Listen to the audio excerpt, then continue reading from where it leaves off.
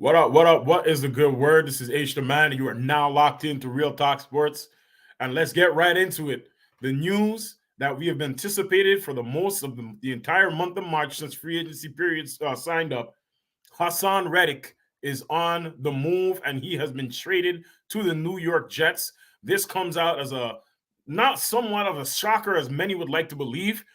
The writing was on the wall as soon as we went ahead and we went and got Bryce Huff earlier in the free agency period. We signed him away from the New York Jets, and ironically, the New York Jets happen to be our trade partner to go ahead and give Haason Reddick. Yes, I said give because that's how I feel. We gave him away.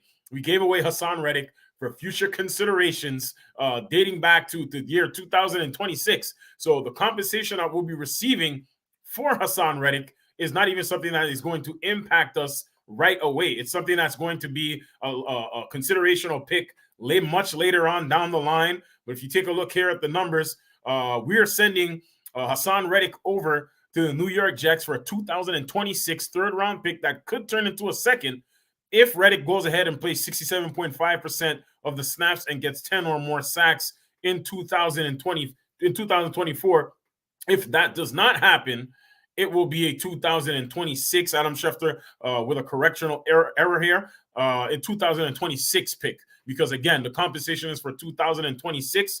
That correction, of course, was made later on by Adam Schefter, as you see below here, right at the tweet. There's a 2026 third-round pick and not 2023 third-round pick, as the year has already passed. Now, what this means for us right now, I feel like Howie Roseman is staying true to form. He's staying true to what he talked about in us getting younger, right? We needed to load up, especially in the trenches. We're always going to commit to the offensive and defensive line, no matter how anyone thinks these picks don't go. But for the last few seasons, we have went ahead and drafted best available. Now, this is going to be a position of need, not in the immediate future, but definitely coming up down the line. Some of these guys' contract, take a look at Brandon Graham, who's coming back for his 15th season, has always made it known that he wanted to play 15 years, and he's going to get the opportunity to finish his career as a Philadelphia Eagle. So I think that is something that we have to highlight there. And then you got Josh Sweat, who we're going to have to eventually either extend or look to trade as well. We don't know how that's all going to shake up. Vic Fangio coming in now, the defensive coordinator. Josh Sweat is more of a hand in the dirt, go after the passer type guy, a lot like Reddick. But what Reddick is an undeniable first switch, top tier pass rusher. Why I say first switch is because that is his gear. He's going to get after the passer. Don't expect this guy to get you 100 tackles every season, even as an outside linebacker. He is a pass rushing specialist with a lot of tools in that toolbox. And is somebody who can absolutely wreck games and absolutely just demonstrate how dominant he can be over the course of a season. You take a look at the 2022 season when he went over to the Super Bowl, he was a huge part of what we were able to do getting into that game. You talk a look at the NFC Championship game and how he took out Brock Purdy and eventually landed us in the Super Bowl. Wasn't as dominant, and we decided to run it back with that same personnel, right? And it wasn't as effective as it was this year. Only had the 11 sacks on the season. This past season, Haason Reddick did. But like I said, the writing was on the wall. We went ahead and we gave Bryce Huff a 3-year, $51 million contract. And this is something that someone was going to go, right? Whether it be Josh Sweat, whether it be Haason Reddick. Reddick made it clear that he didn't want to leave Philadelphia, but he also wanted to be one of the top paid pass rushers in the game, as he should. Over the last 4 seasons, he's been up there with the likes of a T.J. Watt and Myles Garrett, and we all know what those players are when it comes to the defensive players of the year awards. Both Watt and Myles Garrett have attained those titles over the past few seasons. Now, Haason Reddick here is in a unique position. He is going to be 30 once the season has started. On September 22nd, I believe it is. This is going to be his 30th birthday, and he's going to be on the wrong side of 30, right? From 30 on, players start to dwindle overall in the NFL, especially when we're talking about high skill, high peak performance athletes. They start to see a slight decline and things start to get a lot harder for them. We have learned from the past mistakes in loading up on contracts with aging players. Howie Roseman did not want to repeat this feat, and he has been banging on this drum about getting younger and making sure that we have the ammunition going forward. This is going to open up another Super Bowl window for us. It's in the immediate future. Again, we don't play a game until like 4 or 5 months from now. But in the immediate future, this may have serious implications on how we're going to deploy our defensive guys. Is when you talk about our edge rushers in a Vic Fangio system, we're going to just allow the hand in the dirt guys to go and get the quarterback, right? And we're going to use our outside guys to more so cover in the flats and do a lot of different disguised blitzes to get to the quarterback and disrupt what the timing is on the other side of the ball here. But again, Haason Reddick moving on to the New York Jets. I would assume at some point in time they're going to try to get a deal done with him, as the Arizona Cardinals as well were looking to be suitors, as well as the Atlanta Falcons. The deal did not go through. Haason Reddick still stays close to home.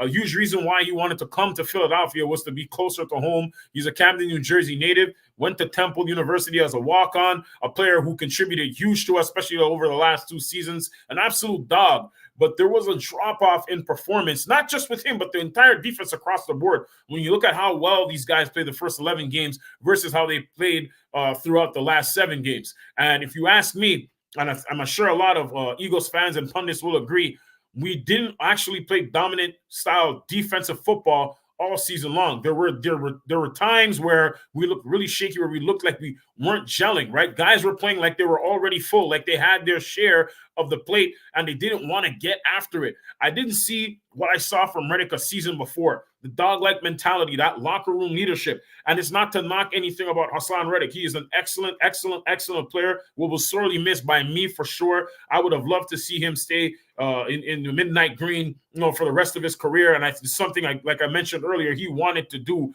But when it came down to it, he wanted to be recognized as one of the most elite pass rushers in the game. And those guys are commanding $20 to $25 million every single season. You think about Myles Garrett, when you think about TJ Watt, when you think about Trey Hendrickson out in Cincinnati, right? All these guys are at the top level when they talk about pass rushing and getting after the quarterback, and the money speaks volumes for what they're able to do. Game wreckers, game changers, guys that come in and make an impact, guys that offensive have to plan for. You cannot put a tight end up against a guy like Haason Reddick. You got to double him, triple him even sometimes, because the tools that he has in the toolbox, the hand swiping, he can work you inside out, outside in. He had the 2 hand swipers, the stab and jab, all kinds of moves that offensive linemen have to prepare for week in, week out. Offensive coordinators have to plan for week in, week out. I mean, he got these guys up all night, right? So when we talk about the dominant performance, when we talk about his ability to get to the quarterback, is definitely something that the Eagles are going to miss in the immediate future, which also opens up the door for what I believe to be a very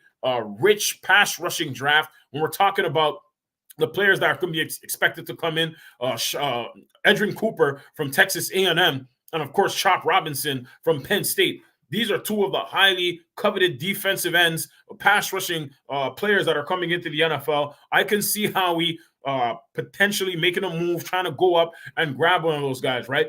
Edrin Cooper has been tagged to the Atlanta Falcons because they already took care of getting their quarterback of the future in Kirk Cousins. And I think this was something that they wanted to take a look at, and the possibility of maybe adding him to the pass rush. The Falcons have always lacked that extra piece. They've never had that guy to take over games. So I think it's something that they're going to be hard pressed to do when it comes time to their draft position. But we're very, very healthy right now with our draft. We have 9 this year, 3 in the first 2 rounds. I think this is very important to highlight. We're going to address the position, even though right now in the immediate future, it is not a position of need. But you take a look at the rotation and the guys that we have coming off the edge. Right now, BG still there, Josh Sweat still there, Nolan Smith, a player that we drafted a year ago, he is going to now move up in snaps in terms of how much he's going to play, right? So last year, he only averaged about 11 snaps a game. For a player of his caliber coming in the first round, agreed it was later in the first round, but a player who made an instant impact on a Georgia perennial championship team prior to him coming into the NFL. He's going to be a guy that we're going to look at and try to move along. And of course, Bryce Huff, our most recent free agent signing. So we have guys in a healthy rotation there, but it never hurts to always make sure you plan for the future. And Howie Roseman, especially in the last few years, has shown a tendency to wanting to do that, getting younger, being a key word of emphasis, and wanting to make sure the depth that we had moving forward is always going to be something that speaks volumes about how we treat our football team, building in the trenches and then taking care of all the other positions on the outside of it. We're not going to pay a singular player $25 million, even though he's highly effective, highly respected, and you don't get those players growing on trees. it's very difficult to be able to pay everyone. Sometimes we're going to have to cut bait. It is a part of the business. It's the nature of the beast. We have an upcoming contract extension for Devontae Smith, which is very important. Howie Roseman said it at the top of the free agency period that Devontae Smith contract extension is something that is of high priority. We have not heard anything yet in terms of how long he'll be signing and for how much, but I would assume that it's going to be a little bit more than what we signed A.J. Brown for 2 years ago. A.J. Brown is 2 years into a 4-year deal that he signed upon getting traded from the Tennessee Titans to our Philadelphia Eagles. Now looking for something similar for Devontae Smith, I would say something north of $25 million. $23 to $25 million would make the most sense, as Devontae Smith has been a WR1 outstanding player, especially when A.J. Brown got nicked up last year. You saw what he was able to do and how we were able to attack defenses in the earlier portions of the season before we slid down those last 7 games. But again, Haason Reddick losing that presence there opens up a hole for us and something that we can plug in immediately with a Nolan Smith, a guy, again, who we drafted to replace somebody down the line, whether that be Josh Sweat, whether that be BG. BG could have retired this season, right? He could have went off into the sunset with Fletcher Cox and Jason Kelsey, but he chose, again, to stand by his word and play 15 seasons. And I think right now, owner Jeffrey Lurie, especially Howie Roseman, they've seen how players that they've really were really beloved weren't able to be retained and, went ahead and joined other teams.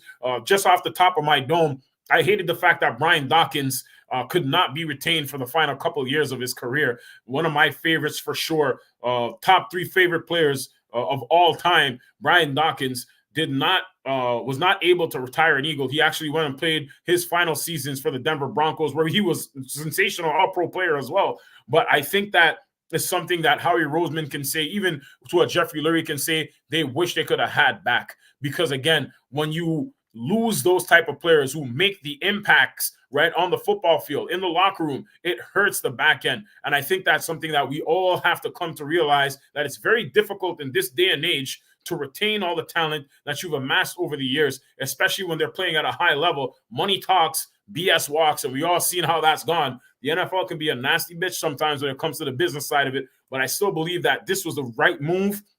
Even though right now a lot of people are upset about it, I still believe that this is the right move. Haason Reddick has always been a top-tier talent. He's always made the plays when called upon. I remember just distinctively when we're talking about what he did in the NFC Championship game against the San Francisco 49ers, right? Again, you think about the impact he made here. Here's some of the highlights. I want to give a big shout-out to Moody Paul Edits for these highlights that I'm showing to everyone out here. Shout out to Moody Paul Edits. If you guys want to ever check out any highlights for NFL players, make sure you jump on YouTube and check out Moody Paul Edits on YouTube. He's got some great stuff like he's showing here, right here with Haason Reddick.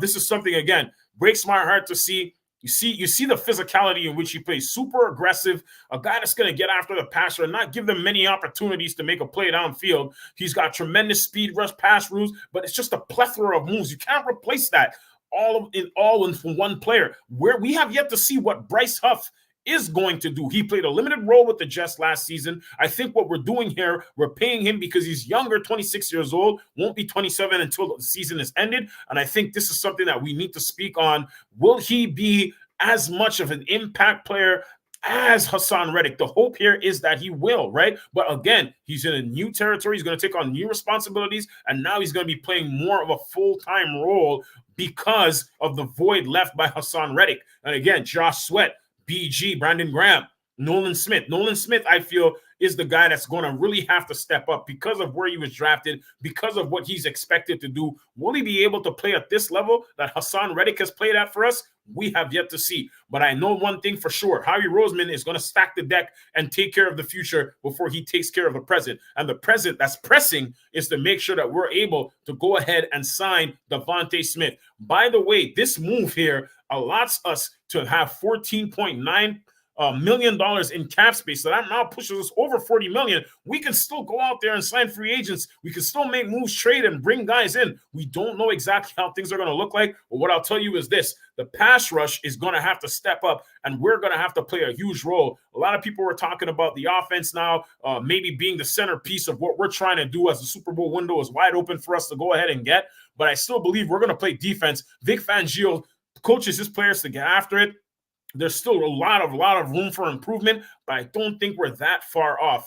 Did we give away an instant hit maker? Absolutely. I'm going to miss this guy's gladiator mindset with the thumbs down. I'm going to miss the big play ability. I'm just going to miss him overall. Haason Reddick gone to the New York Jets. Once again, Haason Reddick has been traded to the New York Jets for a 6th round pick in the 2000, for a 3rd round pick in the 2026 NFL draft. It could become a 2nd if Reddick goes ahead and plays 67.5% of the playing snaps and has 10 or more sacks. If not, it's a 3rd round pick in 2026. Altogether, this is a great move for both sides. I feel like the future consideration is more so important than going ahead and getting a guy, unfortunately, that we're not able to pay because we have to take care of our other guys. You take a look at what the Dallas Cowboys have, their situation with Dak Prescott, who's accounting to $59 million against the cap.